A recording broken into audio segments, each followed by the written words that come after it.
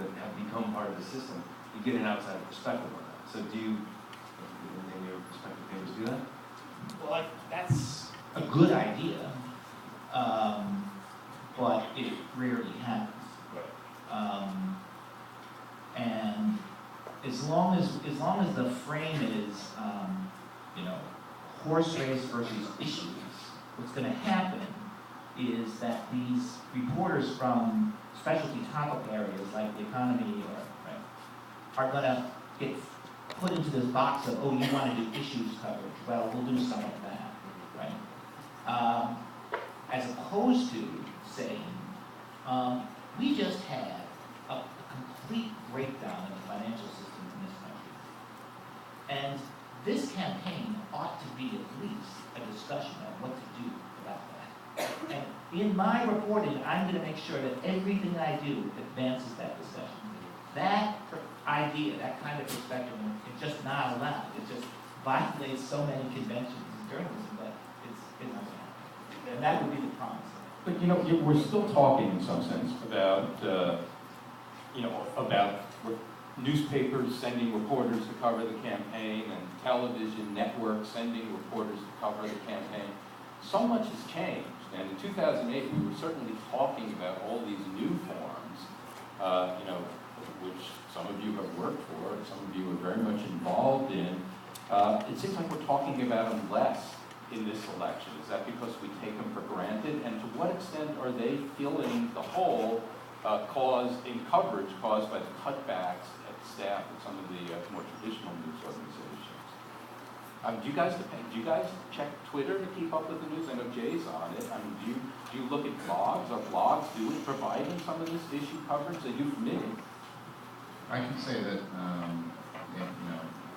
my most recent experience in California, there's a ton of blogging and tweeting, and I mean in the Sacramento, in the capital there, we didn't really took hold, I think, in around 2008 or 2009. California's had a lot of budget crises in the last few years, and during some of these stalemates, there's one particular reporter named John Myers who works for National Public Radio, and he really became like the one tweeting source in the Capitol, kind of like tweeting everything, and then a lot of other reporters kind of glommed onto that and started doing it. And in a way, it actually is a very, if you're trying to monitor like budget negotiations, that are going on all night at your home, you can kind of go to John Myers or somebody else, and other people who started doing it, and look at their Twitter feeds and see, okay, who just walked out of the room, and I mean, it becomes almost a minute-to-minute way of covering something, or at least following something, so that you know what you have to cover. And then the blogs also really expanded, in the sense that there's stuff you wouldn't put in the newspaper, but you can put a lot of this stuff on the blogs. First, on the point about Twitter, I think it's hard to be a journalist and not be on Twitter, and I think you all should sign up if you haven't. And to a lesser extent, Facebook as well, but especially for Twitter. Twitter is a chat room for professional journalists, and you have to kind of be in it. On the broader point about the blogs, I think blogs are only beginning to fill in the gaps in journalism. And I think the reality is that for the most part, American newspapers are still providing the bulk of reporting in the country. Television networks start with print newspapers as the beginning product that they end with.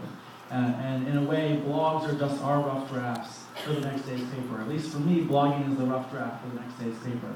And I don't say that to mean blogging. I use that as a kind of analogy to an old wire service where, the first copy comes onto the blog, the later editions, wind up in print.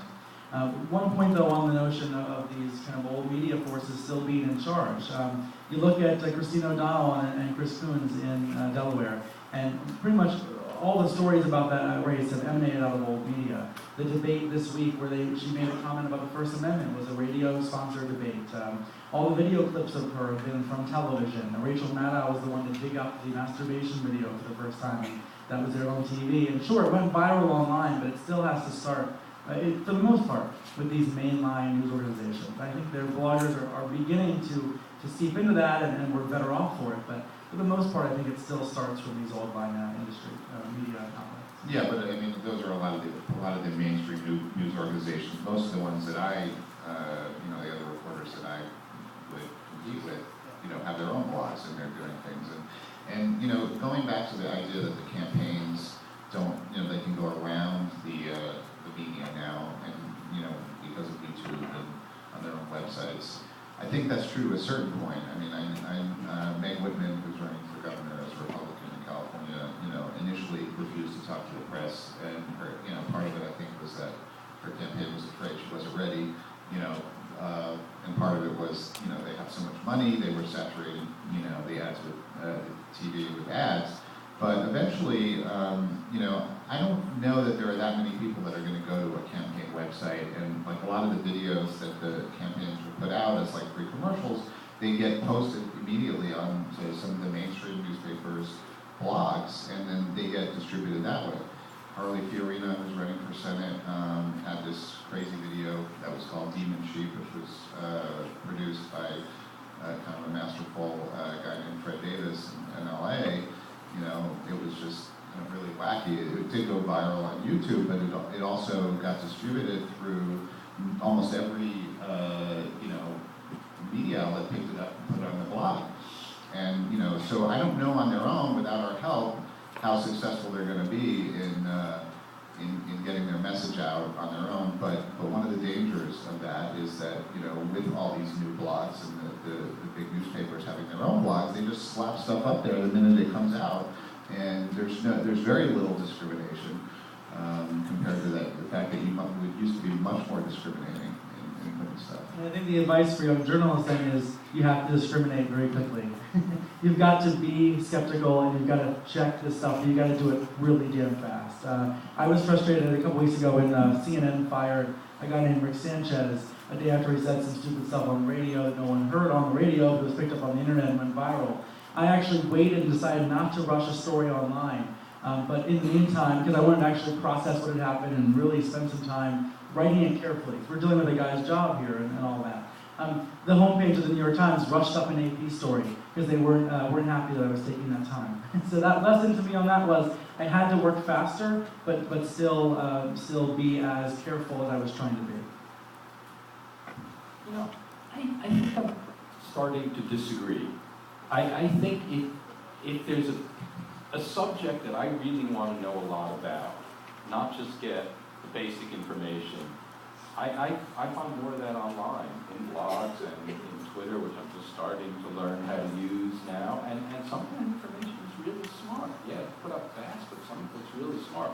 I was very interested in the healthcare debate, for example, and follow it. You can follow the health. You can learn a lot more about the healthcare debate from just a couple of things online, New Republic and Ezra Klein, than you could from the New York Times. We're still all supplied by old line outlets. I mean, Ezra Klein, isn't he the Washington Post?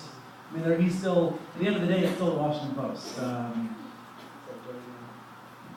Well, I was going to say, if you really want to know who's going to win, the mainstream media is your man. And if that's your niche, there's no doubt that's the best coverage. But the more that you care, I wouldn't put it as issues, but the more that you care deeply about the world and want knowledge in depth about it, the more likely you are to go either to bloggers who are obsessed about that one thing, because they're niche bloggers, or to experts and knowledgeable sources who are themselves online. So, Brad Long, for example, is an economist at UC Berkeley, who's a former Treasury Department official. And when I want to understand interest rates, I actually go to him because he knows way more than most of the reporters who used to quote him in news stories, 10 years ago. So there's that phenomena too, with sources going direct online. And I didn't get a chance to say what I would do if I were a young journalist, but to transition to that, if I were a young person now, first of all, I would watch what Brian Stelter did and just understand that, because he's the most successful model for somebody in that generation. But I would identify very early a very specific niche that I was going to make my specialty and start my own site about that niche. Brian's was the cable news world and the politics and business of cable news. That's what he started at his site. And I would, within 2 years, be the go-to person for that one niche and build up my authority and credibility online in Google as the person who gets linked to the most for that particular subject.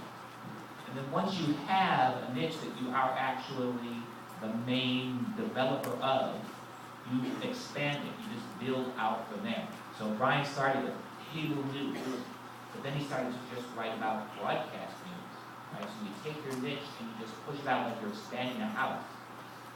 And if you can do that, you're on your way. Because eventually somebody will say, this person is already the lead person on this niche, and they'll acquire you, like Yahoo or AOL or New York Times will acquire you.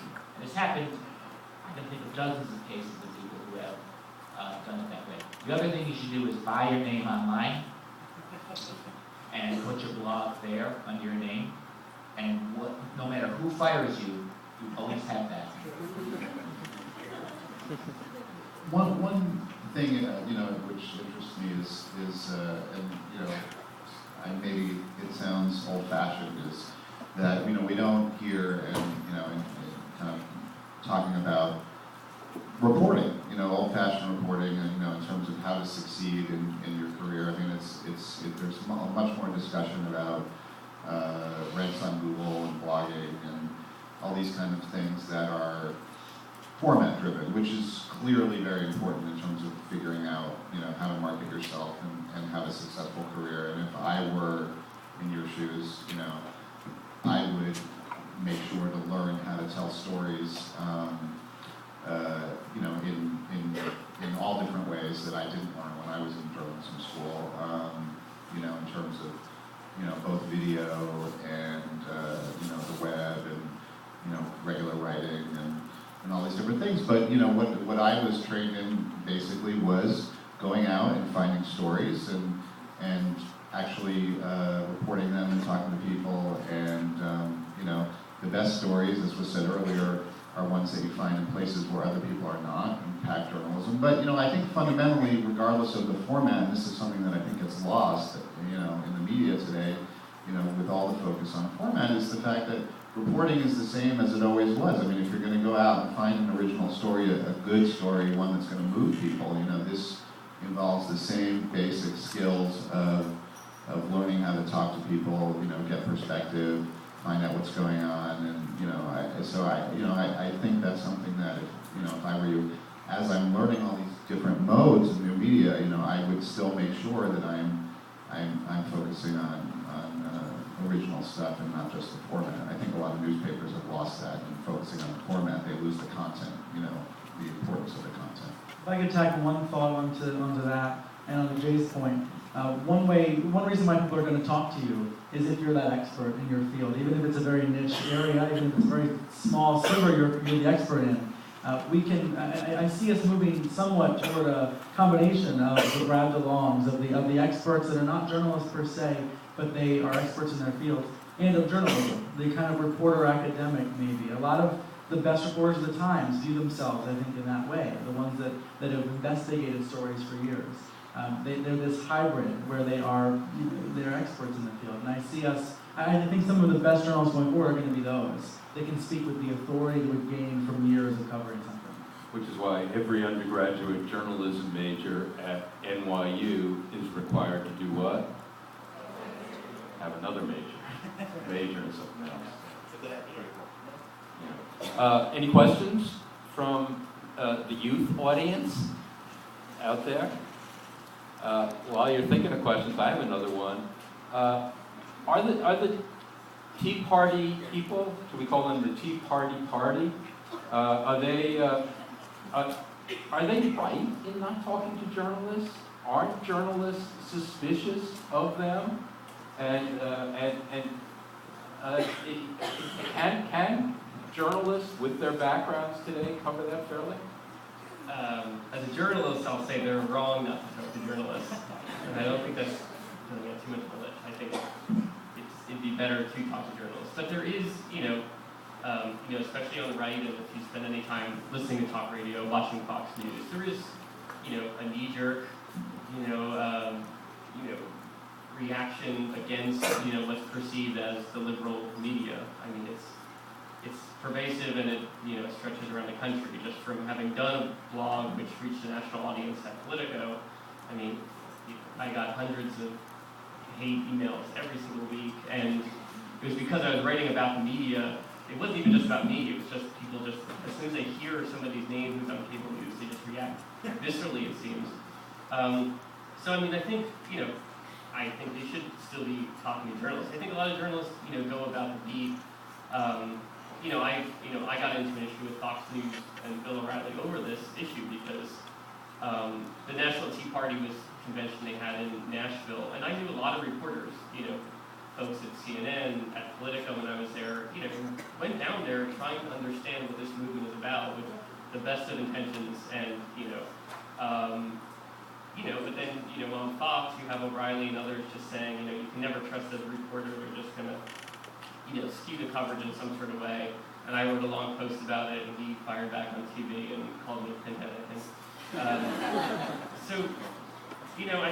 There probably are some reporters who are going to a Tea Party convention with some preconceived notions, and they might write for an ideological place on the left, but there are a lot of reporters who are just trying to understand what the movement is. So my advice would be to talk to reporters, and I'm into more discussion with press. Aaron, should we say what happened when you called and asked if someone from Fox would like to join our panel? They asked if Michael was going to be on, and they said no thanks. We would never join a panel with Michael. I'm not surprised. That's really cool.